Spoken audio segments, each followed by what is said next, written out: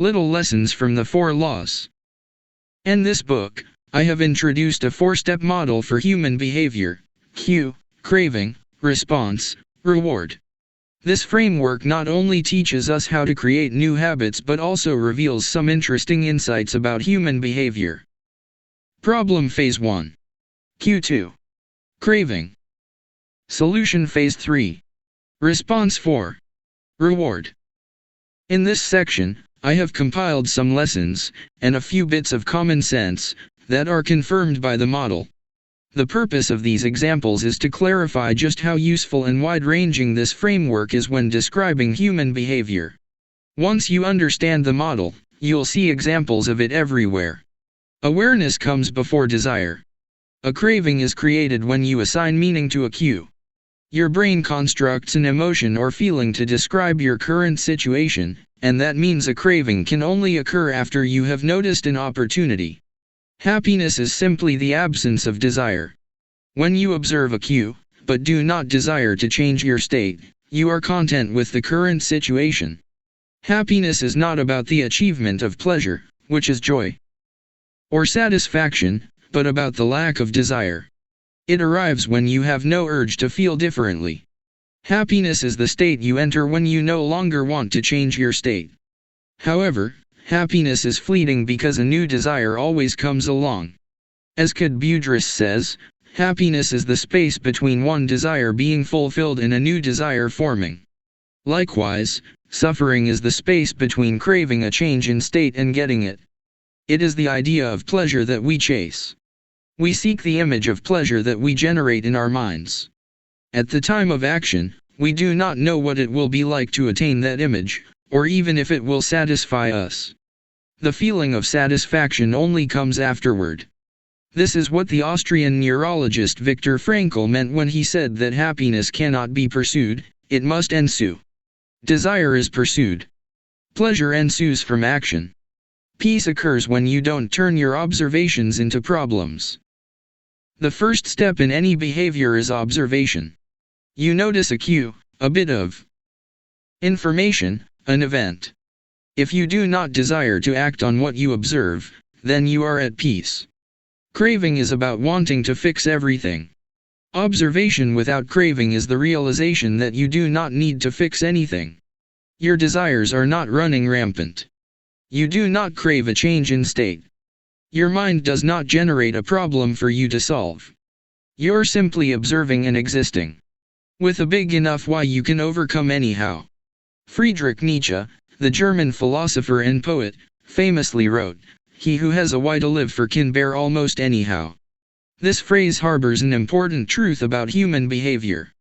If your motivation and desire are great enough, that is, why you are acting, you'll take action even when it is quite difficult. Great craving can power great action even when friction is high. Being curious is better than being smart. Being motivated and curious counts for more than being smart because it leads to action. Being smart will never deliver results on its own because it doesn't get you to act. It is desire, not intelligence, that prompts behavior.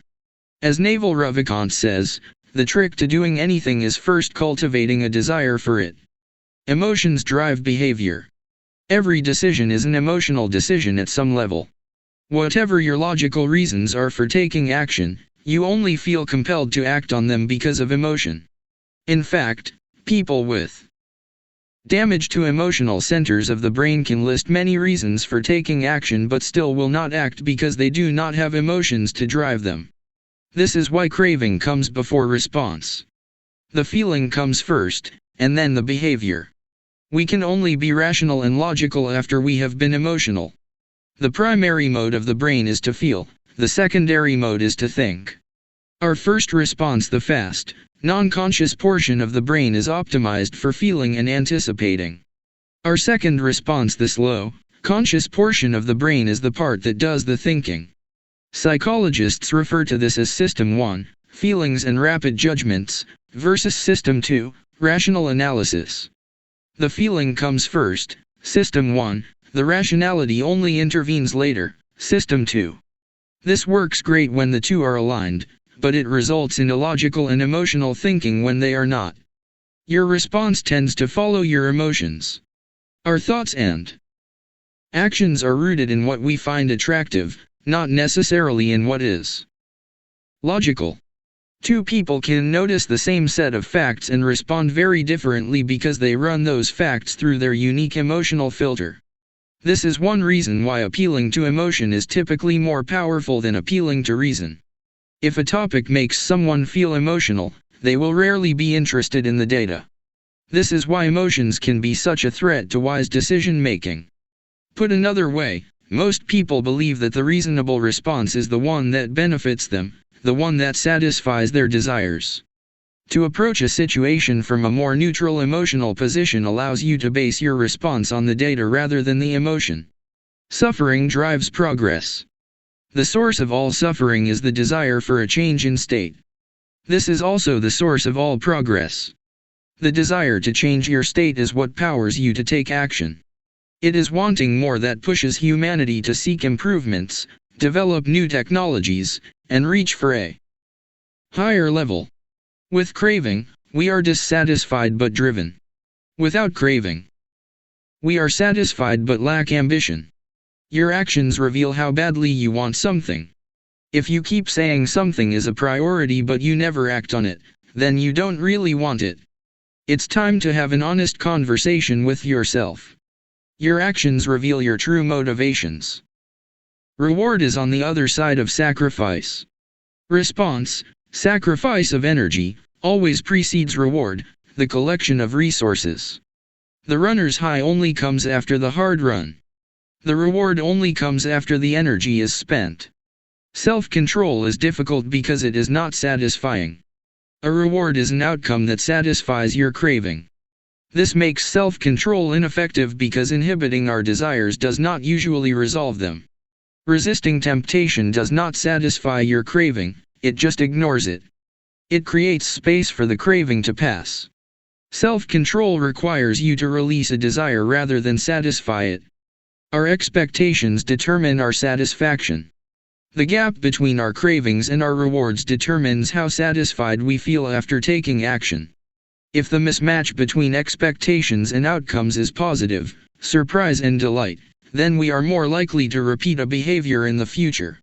If the mismatch is negative, disappointment and frustration, then we are less likely to do so. For example, if you expect to get $10 and get $100, you feel great. If you expect to get $100 and get $10, you feel disappointed. Your expectation changes your satisfaction. An average experience preceded by high expectations is a disappointment. An average experience preceded by low expectations is a delight. When liking and wanting are approximately the same, you feel satisfied. Satisfaction equals liking, wanting. This is the wisdom behind Seneca's famous quote, "Being poor is not having too little, it is wanting more." If your wants outpace your likes, you'll always be unsatisfied. You're perpetually putting more weight on the problem than the solution. Happiness is relative. When I first began sharing my writing publicly, it took me 3 months to get 1,000 subscribers. When I hit that milestone, I told my parents and my girlfriend. We celebrated. I felt excited and motivated. A few years later, I realized that 1,000 people were signing up each day. And yet I didn't even think to tell anyone. It felt normal. I was getting results 90 times faster than before but experiencing little pleasure over it. It wasn't until a few days later that I realized how absurd it was that I wasn't celebrating something that would have seemed like a pipe dream just a few years before. The pain of failure correlates to the height of expectation. When desire is high, it hurts to not like the outcome. Failing to attain something you want hurts more than failing to attain something you didn't think much about in the first place. This is why people say, "I don't want to get my hopes up." Feelings come both before and after the behavior. Before acting, there is a feeling that motivates you to act the craving. After acting, there is a feeling that teaches you to repeat the action in the future, the reward. Cue craving, feeling, response reward, feeling. How we feel influences how we act, and how we act influences how we feel. Desire initiates. Pleasure sustains. Wanting and liking are the two drivers of behavior. If it's not desirable, you have no reason to do it. Desire and craving are what initiate a behavior. But if it's not enjoyable, you have no reason to repeat it. Pleasure and satisfaction are what sustain a behavior. Feeling motivated gets you to act. Feeling successful gets you to repeat. Hope declines with experience and is replaced by acceptance.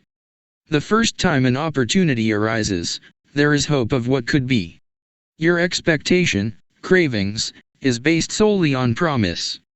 The second time around, your expectation is grounded in reality. You begin to understand how the process works and your hope is gradually traded for a more accurate prediction and acceptance of the likely outcome. This is one reason why we continually grasp for the latest get-rich-quick or weight loss scheme. New plans offer hope because we don't have any experiences to ground our expectations. New strategies seem more appealing than old ones because they can have unbounded hope. As Aristotle noted, youth is easily deceived because it is quick to hope. Perhaps this can be revised to, youth is easily deceived because it only hopes. There is no experience to root the expectation in. In the beginning, hope is all you have. Oh. How to apply these ideas to business? Over the years, I've spoken at Fortune 500 companies and growing startups about how to apply the science of small habits to run more effective businesses and build better products. I've compiled many of the most practical strategies into a short bonus chapter. I think you'll find it to be an incredibly useful addition to the main ideas mentioned in Atomic Habits. You can download this chapter at atomichabits.com/business. Oh. How to apply these ideas to parenting? Any of the most common questions I hear from readers is something along the lines of, how can I get my kids to do this stuff? The ideas in Atomic Habits are intended to apply broadly to all of human behavior. Teenagers are humans, too, which means you should find plenty of useful strategies in the main text. That said, parenting does face its own set of challenges. As a bonus chapter, I've put together a brief guide on how to apply these ideas specifically to parenting. You can download this chapter at atomichabits.com/parenting. Acknowledgements. Have relied heavily on others during the creation of this book. Before anyone else, I must thank my wife, Christy, who has been indispensable throughout this process. She has played every role a person can play in the writing of a book: spouse, friend, fan, critic, editor, researcher, therapist. It is no exaggeration to say this book would not be the same without her. It might not exist at all. Like everything in our life, we did it together. Second, I am grateful to my family, not only for their support and encouragement on this book but also for believing in me no matter what project I happen to be working on. I have benefited from many years of support from my parents, grandparents, and siblings. In particular, I want my mom and dad to know that I love them. It is a special feeling to know that your parents are your greatest fans. Third, to my assistant, Lindsay Nucles. At this point, her job defies description as she has been asked to do nearly everything one could imagine for a small business. Thankfully, her skills and talents are more powerful than my questionable management style. Some sections of this book are as much hers as they are mine. I am deeply grateful for her help. As for the content and writing of the book, I have a long list of people to thank. To start, there are a few people from whom I have learned so much that it would be a crime to not mention them by name.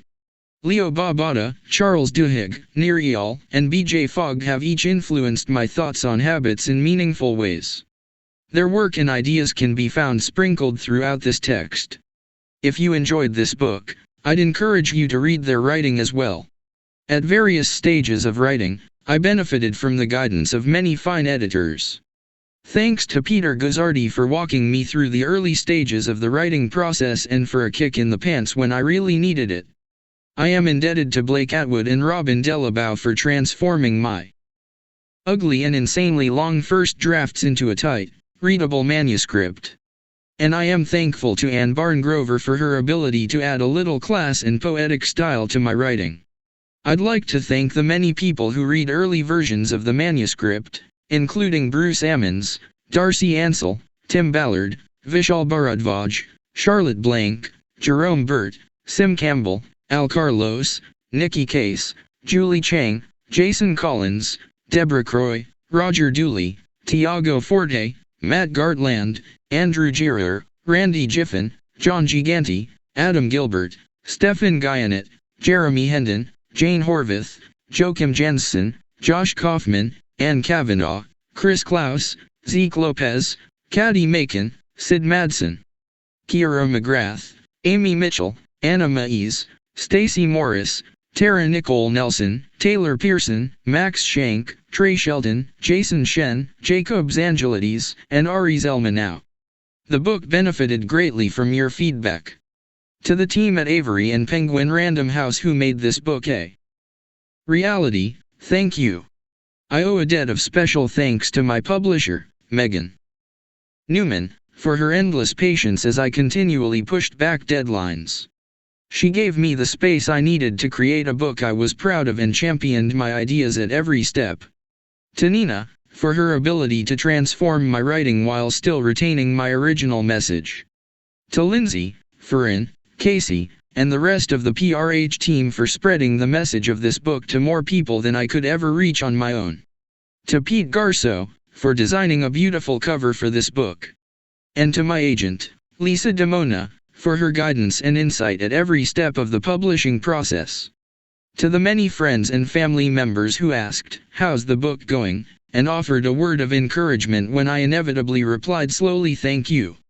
Every author faces a few dark moments when writing a book, and one kind word can be enough to get you to show up again the next day. I am sure there are people I have forgotten, but I keep an updated list of anyone who has influenced my thinking in meaningful ways at jamesclear.com/thanks. And finally, to you. Life is short and you have shared some of your precious time with me by reading this book. Thank you. May 2018. Notes. And this